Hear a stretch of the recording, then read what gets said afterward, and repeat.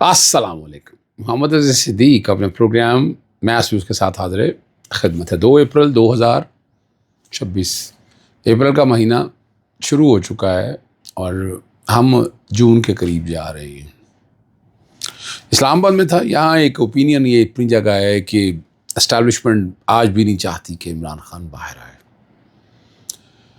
وہ سارے کا سارا نظام اسی طرح لے کر چلنا چاہتے ہیں. اس نظام کا فائدہ یا نقصان وہ بات کی باتیں ہیں، لیکن جو فیصلہ ساز ہے وہ کیا چاہتے ہیں. بین الاقوامی دنیا کا یا لوکل اس پہ گفتگو کریں گے. اسلام آباد ہائی کورٹ میں بہت ہی اہم سے ایک سماعت ہوئی، ذرا گفتگو کرتے ہیں آپ کے ساتھ. لاہور ہائی کورٹ میں بہت ہی اہم سماعتیں جو ہوئی ہیں، ذرا کوشش کریں گے اس پہ بھی روشنی ڈالیں تو آپ کو اندازہ ہو جائے گا کہ ہم کھڑے کہاں. یہ ذرا سمجھنا ضروری ہے. سب سے پہلی تو بات ہے جو عام آدمی کو سمجھنا چاہیے اس بات کو سامنے رکھتے ہوئے کہ بین الاقوامی دنیا پاکستان کی پالیٹکس میں بہت انٹرفیئرنس رکھتی ہے، پاکستان کے نظام میں بہت انٹرفیئرنس رکھتی ہے. ان کے اپنے ڈائنامکس ہے، ان کو اس طرح سے لے کر چلنا چاہتی ہے اور اسی طرح سے سیٹل ڈاؤن کرنا چاہتی ہے. اور پاکستان کی اہمیت بہت زیادہ ہے.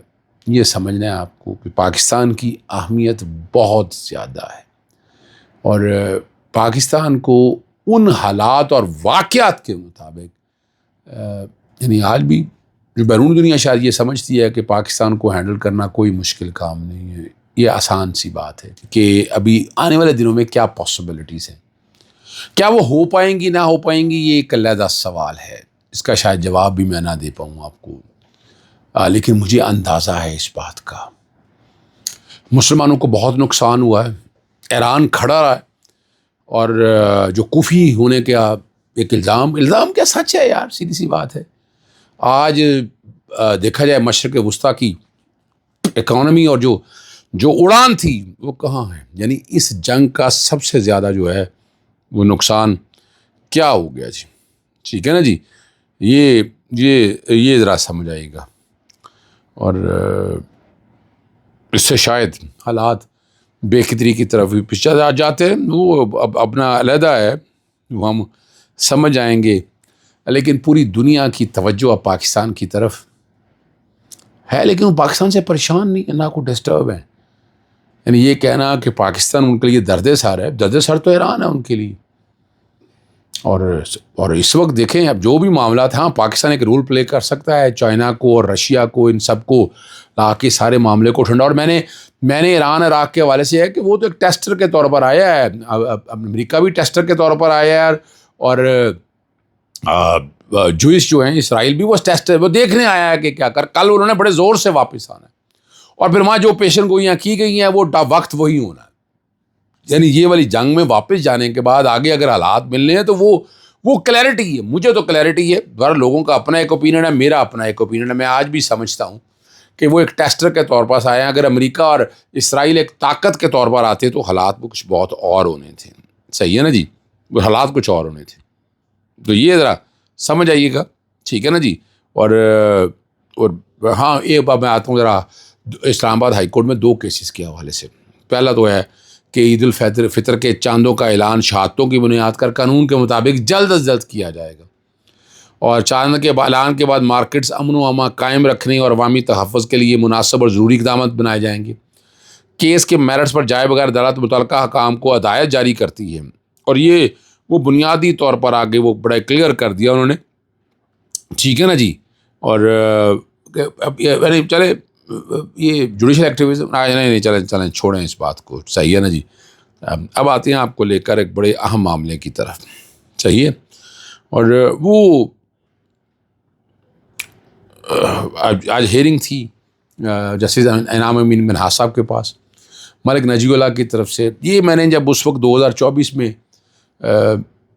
نیب آرڈیننس آیا تھا کہ عمران خان کو 14 دن کی بجائے 40 دن جو ہے نا ریمانڈ پہ لینا تھا.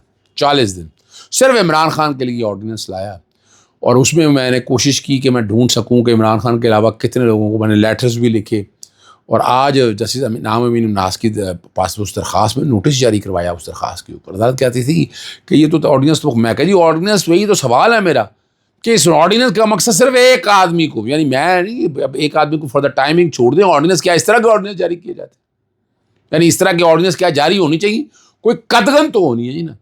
اور میں نے لکھا, میں نے وفاقی حکومت کو لکھا, صوبائی حکومت کو لکھا, اور میں نے ڈیٹیلیں مانگی ہوئی ہیں. عمران خان کے علاوہ بتایا نا کتنے لوگوں کا, ذرا میرا تو حق ہے نا, میں مٹیریل تو مانگ سکتا ہوں, میں پوچھ بھی سکتا ہوں. یہ ملک نجی اللہ کی طرف سے یہ سارا معاملہ جو ہے نا میں عدالت کے سامنے لے کر آیا ہوں, تاکہ عدالت جو ہے نا اپنا ان چیزوں کو اس طرح سے لے کر چل جائے. ایک اور میں اہم بات یہاں کرنی ہے, میڈیکل کے طالبات کے لیے اسلام آباد ہائی کورٹ نے نجی میڈیکل 18 لاکھ روپے سے زیادہ جو کیپ ہے نا روک دیا. یہ طالبہ یمنی یاسر کی درخواست پر عدالت کے سامنے ہوئے کہ 18 لاکھ مقرر ہو گئی ہوئی ہے, اور 18 لاکھ کی بجائے 24,50,000 لے رہے ہیں.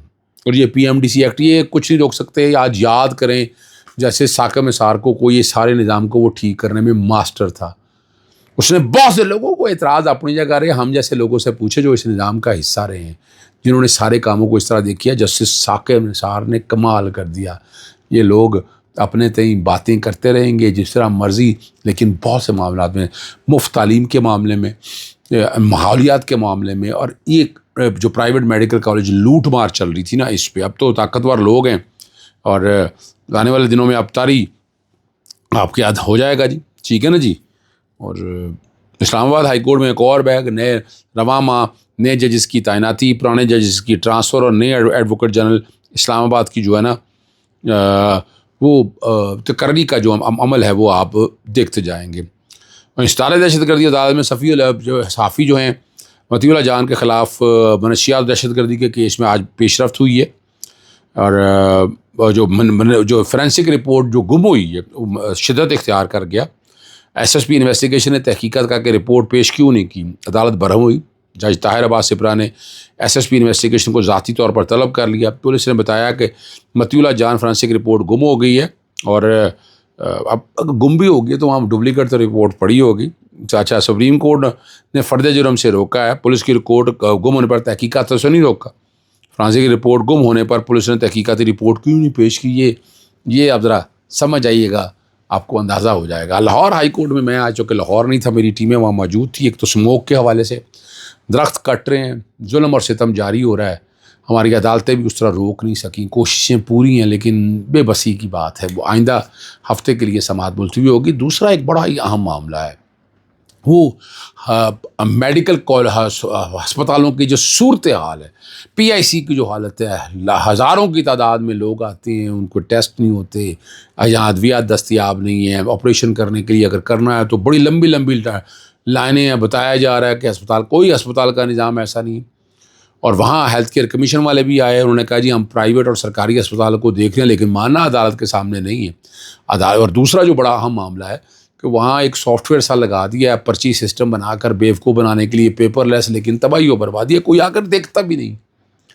یعنی یہ جو فیصلہ کرتے ہیں اگر کم از کم وہاں دیکھیں تو صحیح نا, لوگوں کے ساتھ ظلم اور زیادتیاں کتنی ہو رہی ہیں. اگر وہاں بیٹھ کر دیکھیں تو آپ کو اندازہ ہوگا نا کہ مشکلیں کتنی ہیں, پریشانیاں کتنی ہیں. اس نظام نے جکڑ کے رکھا ہے سارے نظام کو, اور یہاں اگر جوڈیشل ایکٹیویزم میں نہ کروں تو کون کرے گا. میں تو ہر روز کوئی نہ کوئی ایشو لے کر چلتا رہتا ہوں آپ کے سامنے. ابھی میں نے آپ کے سامنے فاطمہ جناح میڈیکل کالج جو ہے وہ حویلی آصف جاہ کے حوالے سے, وہاں سے وہاں کوئی بنانا چاہتے ہیں جناب, ہوٹل بنانا چاہتے ہیں, اس کالج کو بند کرنا چاہتے ہیں. اور میں نے اس کی کوشش کی ہے, میں ڈیٹیلیں اب ساری لکھ رہا ہوں, میں ڈیٹا اور میٹیریل سارا سامنے رکھوں گا, اور انشاءاللہ جی اس کو بڑا سیریسلی ٹیک اپ کریں گے. میں بتا دوں میں نے نوٹس دے دی ہے, میں نے DG وال سٹی کو بھیجا ہے, باقی لوگوں کو بھیجا ہے کہ ساری چیزوں کو اس کا میرا کوئی نہ کوئی حل تو نکالنا ہے نا. اور میری کوشش یہی ہے کہ میں اس کے مطابق ان چیزوں کو دیکھوں اور آپ کو آسانی ہو جائے گی, ٹھیک ہے نا جی. اور باقی لاہور ہائی کورٹ میں وہ نئی پٹیشن ایک فائل ہو رہی ہے جو گاڑیوں پہ جرمانے اور باقی چیزوں کے حوالے سے ہے, کہ وہاں وہ لوگ اس طرح سے چیزوں کو دیکھیں جس طرح سے. پر دیکھنے کی باتیں کیا, ہم تو بتاتے رہتے ہیں آپ کے سامنے کہ ان چیزوں کو, ان باتوں کو لے کر چلنا ہے تاکہ نتائج حاصل ہو سکے. عدالتیں یہاں ایک ایکٹیویزم کی بات نہیں ہے, نارمل حالات بھی کنٹرول نہیں کر پا رہے. اگر نارمل حالات کنٹرول کر لیں تو بہت سی چیزیں سامنے آئیں گی, لیکن ایسا نہیں ہو رہا. یہی وہ ظلم اور زیادتی ہے. اس ظلم اور زیادتی خلاف کون بولے گا؟